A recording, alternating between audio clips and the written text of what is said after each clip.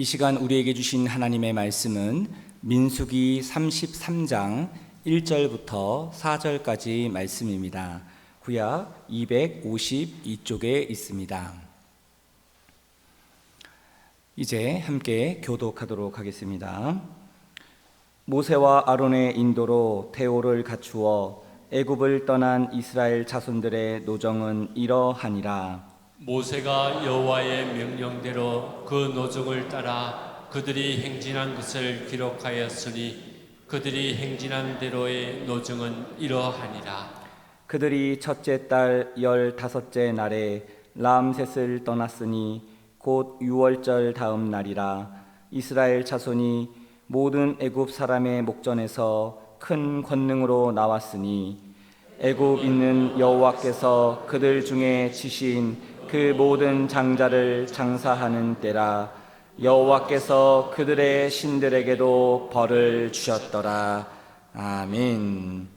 307 목장 특성으로 하나님께 영광 돌리겠습니다.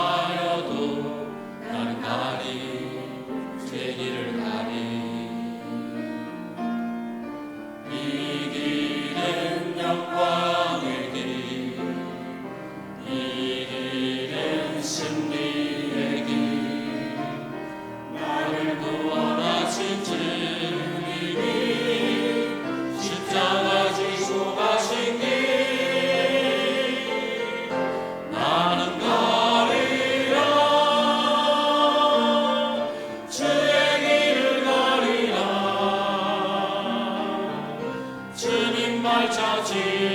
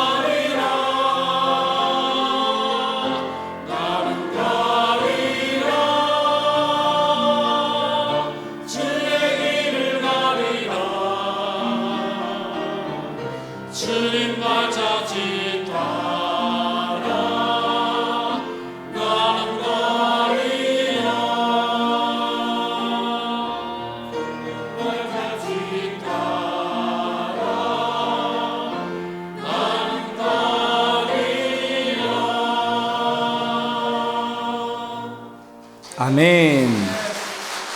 자, 우리 하나님께 영광의 박수 돌리겠습니다. 예.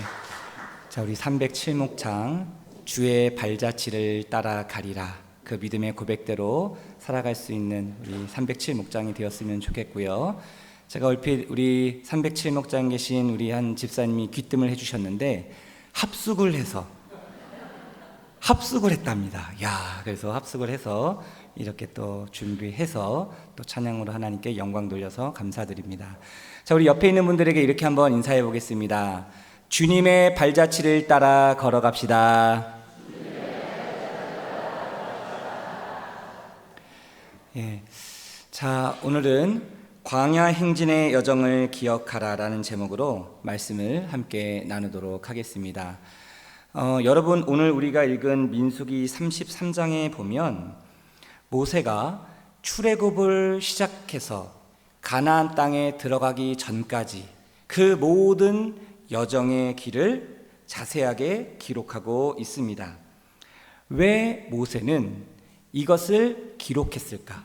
그리고 이 민수기 33장의 이 배경은 어떤 상황이냐면 이제 곧 이스라엘 백성들이 가나안 땅에 들어가기 직전입니다. 그 직전 상황 속에서 이 모세가 이것을 기록해서 그 이스라엘 백성들에게 알려준 그 이유와 목적이 무엇인가? 자, 오늘 말씀을 통해서 그것을 함께 살펴보며 은혜를 나누도록 하겠습니다. 자, 오늘 본문 1절 말씀인데요. 자, 우리 1절 말씀 같이 함께 읽어보도록 하겠습니다. 모세와 아론의 인도로 대오를 갖추어 애굽을 떠난 이스라엘 자손들의 노정은 이러하니라. 아멘. 여러분, 여기 1절에서 우리가 주목할 단어가 있는데요. 모세와 아론의 인도로 대오를 갖추어 애굽을 떠났다. 그러니까 출애굽했던 이스라엘 백성들이 대오를 갖추어서 애굽에서 나왔다라는 겁니다. 여러분, 이 대오를 갖추었다라는 이 말은 군사적인 용어입니다. 다시 말하면 군사들이, 그 훈련된 군사들이 질서정연하게 대오를 갖추고 그리고 행진하며 이동하는 모습을 대오를 갖춘다라고 표현을 합니다. 자, 그런데 여러분, 좀 뭔가 이상합니다. 이스라엘 백성들이 출애굽을 했던 그 당시의 순간은 어떤 상황이냐면 이 이스라엘 백성들이 400년 동안 애굽에서 무엇을 하며 지냈지요? 노예로 살았습니다. 노예로 400년 동안 살았던 이 이스라엘 백성들이 무슨 훈련을 받고 무슨 대우를 갖추면서 그 애굽을 나올 수 있었겠습니까? 그런 상황들이 전혀 없었겠죠. 환경과 여건이 되어 있지 않았을 겁니다. 하지만 그 하나님께서는 이런 이스라엘 백성들의 상황을 아시고 하나님께서 미리 이 모세와 아론에게 그것을 보여주신 겁니다. 출애굽했던 이스라엘 백성들, 앞으로 이 광야 여정의 행진을 통해서 오합지졸과 같았던 이 이스라엘 백성들을 훈련된 하나님의 그리스도의 군사로, 정병으로, 군대로 하나님이 세우시겠다라고 미리 보여주시는 상징적인 그런 의미라고 볼 수 있지요. 그래서 하나님께서는 이 모세와 아론을 통해서 이 이스라엘 백성들의 40년 광야 여정을 통해서 그 하나님의 백성들이 어떻게 준비되어지고 어떻게 훈련되어져야 되는지를 직접 보여주셨다는 것이죠.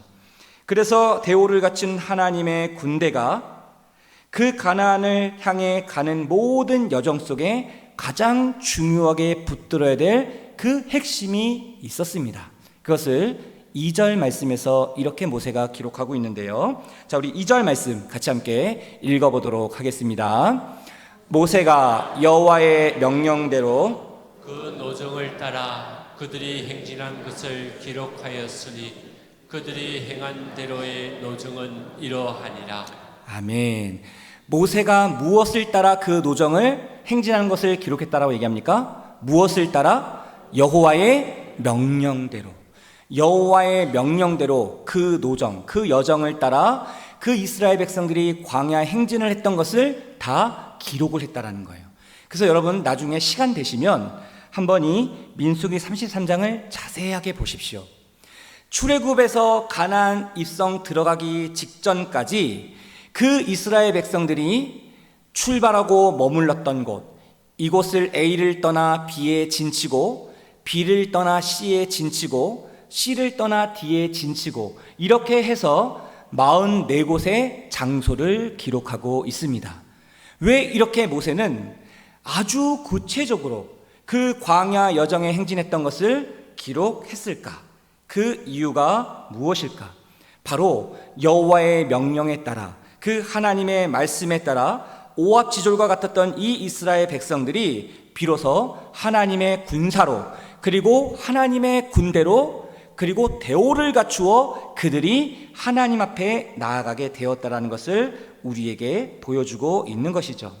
그들이 가고 서는 것, 그들이 이동하고 멈추는 것, 그들이 결정하고 순종하는 것, 이 모든 것의 기준이 무엇이었다는 거예요? 여호와의 명령이었다는 겁니다. 그 하나님의 말씀의 기준이 그들로 하여금 출발하게 하고 멈추게 하는 중요한 기준이 되었다는 거예요. 그 주님이 말씀하시면 그들이 이동하고 말씀하시지 않으면 그들이 멈췄다는 겁니다. 그것을 가시적으로 보여주는 것이 무엇이었어요? 바로 불기둥과 구름 기둥이었다는 것이죠.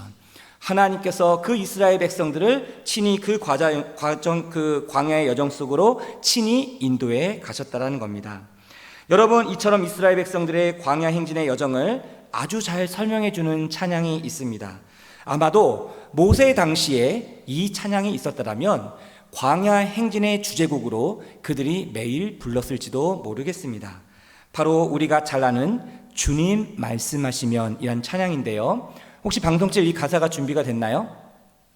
예, 감사합니다. 제가 뒤늦게 부탁을 드렸는데 가사를 준비해 주셨습니다. 여러분, 이 찬양의 가사가 바로 주님이 말씀하시면 나아가고 주님 뜻이 아니면 멈춰 선다. 내가 가고 서는 그 모든 것이 주님의 뜻에 달려있고 그 하나님의 말씀에 달려있다라는 믿음의 고백인데요. 자, 이 찬양 우리 같이 함께 한 번만 불러보도록 하겠습니다. 주님 말씀하시면 내가 나가리다. 주님 뜻이 아니면 내가 멈춰서리다. 나의 가고 서는 것 주님 뜻에 있으니 오 주님 나를 이끄소서. 뜻하신 그곳에 나 있기 원합니다.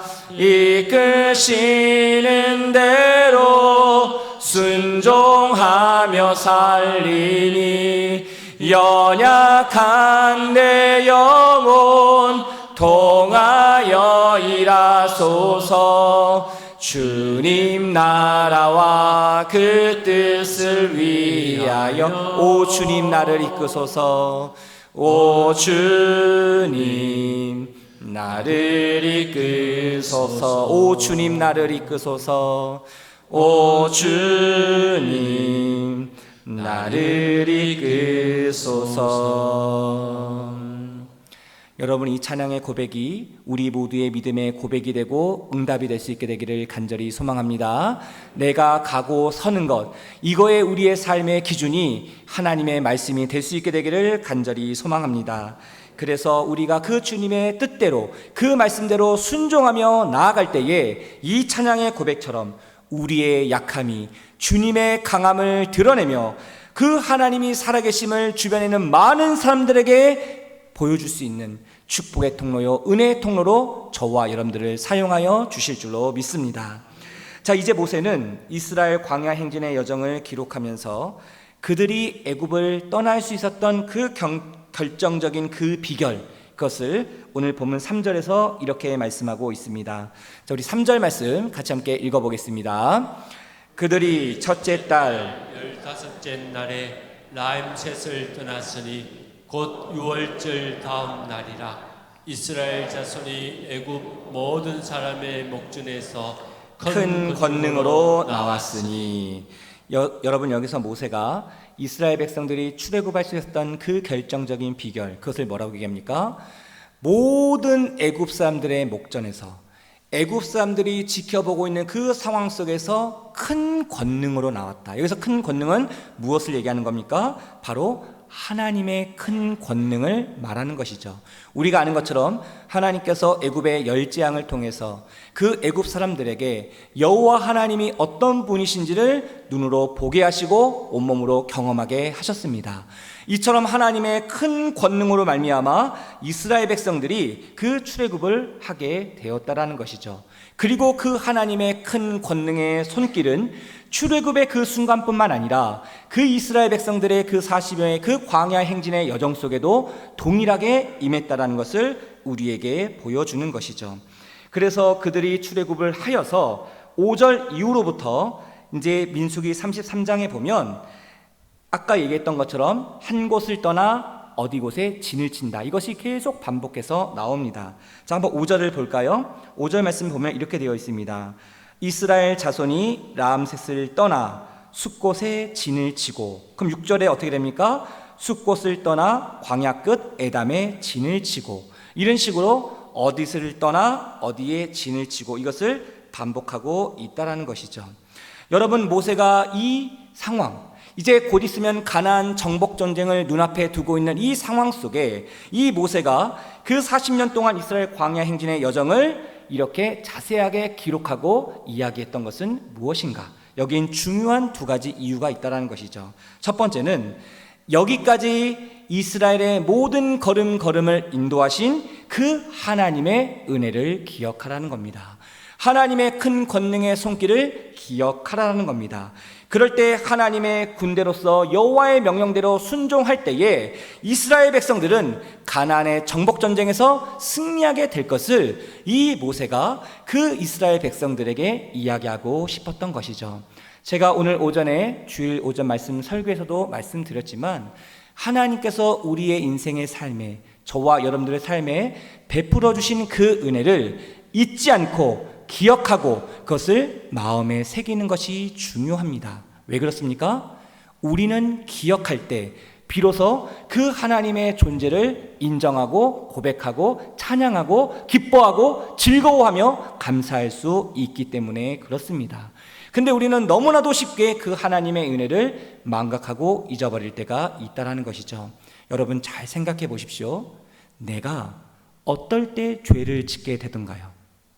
내가 어떤 상황에 있을 때 마음이 흔들리고 믿음이 흔들리고 신앙이 흔들리게 되던가요?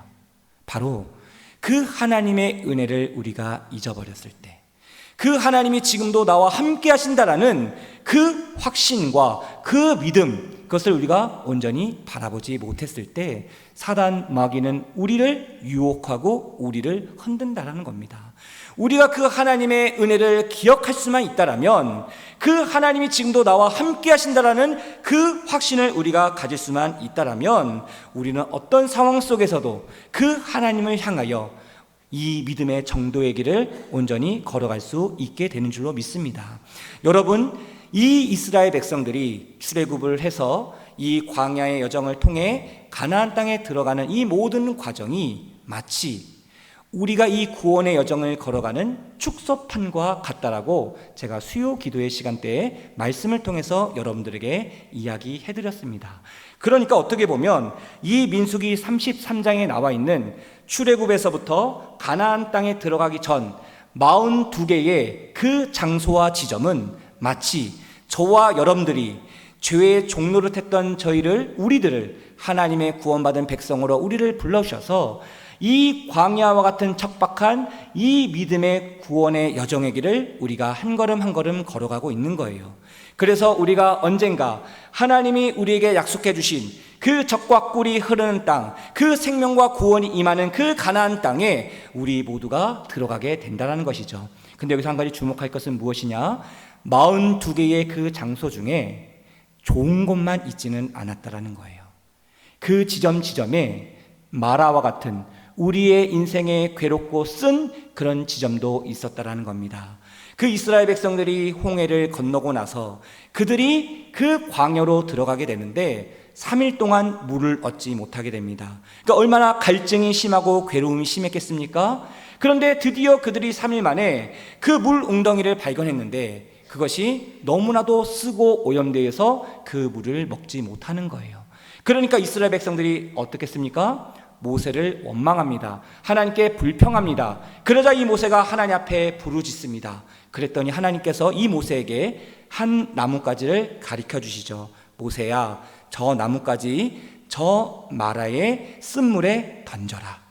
이 모세가 순종했을 때 그 마라의 쓴물이 어떻게 됩니까? 달게 됩니다. 생수가 됩니다. 먹지 못했던 물이 마실 수 있는 그런 생수가 되었다라는 거예요.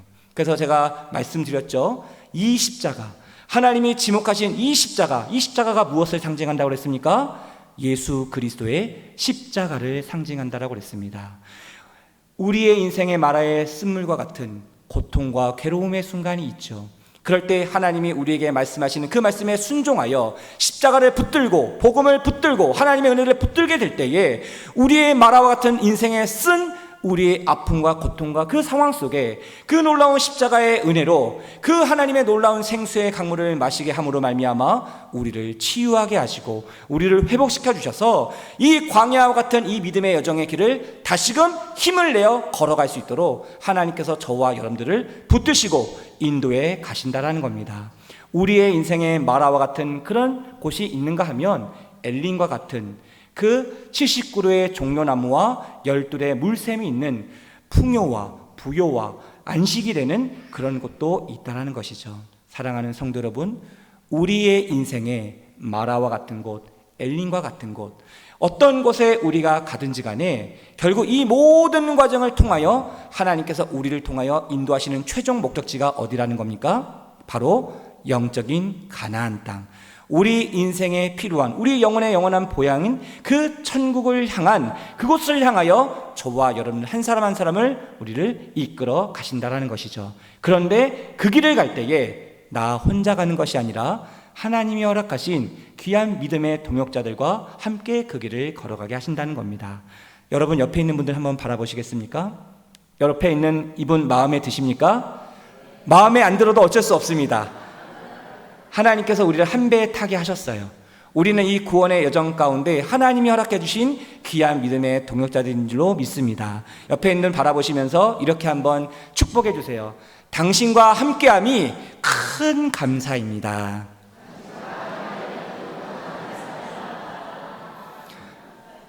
여러분 옆에 있는 그분 때문에 우리가 외롭지 않고 이 구원의 여정의 길을, 이 광야와 같은 이 행진의 길을 우리가 걸어갈 수 있는 겁니다.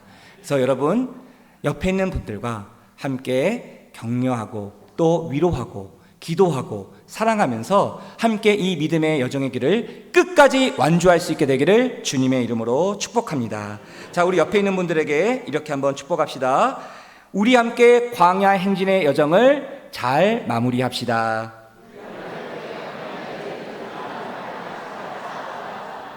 기도하겠습니다. 하나님 아버지 감사합니다.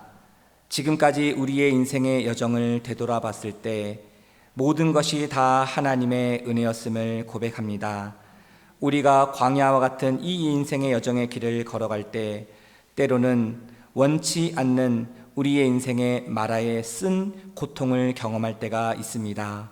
그럴 때마다 하나님 우리를 불쌍히 여겨주시고 우리에게 말씀하여 주셔서 그 예수 그리스도의 십자가의 은혜로 그 사랑으로 우리의 인생의 쓴물을 단물로 바꾸어 주셔서 그 예수 그리스도의 놀라운 생수의 강물을 마시게 함으로 다시금 힘을 얻어 이 믿음의 여정의 길을 걸어가게 하시니 감사합니다. 하나님이 우리에게 선물로 주신 귀한 믿음의 동역자들과 함께 기도하며 사랑하며 교제하며 하나님이 허락하신 이 믿음의 여정의 길을 끝까지 완주할 수 있도록 주님 축복하여 주시옵소서. 전능하신 주님의 크신 권능의 손길로 하나님 우리를 붙잡아 주시고 하나님의 군사로 하나님의 군대로 우뚝 서게 하여 주시옵소서. 그래서 저 세상을 향하여 우리 모두가 믿음의 대오를 갖추고 영적으로 무장하여 주의 사명을 감당하며 나아갈 수 있도록 역사하여 주시옵소서. 함께 하실 그 주님께 감사와 찬양을 드리며 우리 주 예수 그리스도의 이름으로 기도드립니다. 아멘. 찬송가 351장 함께 찬양하겠습니다.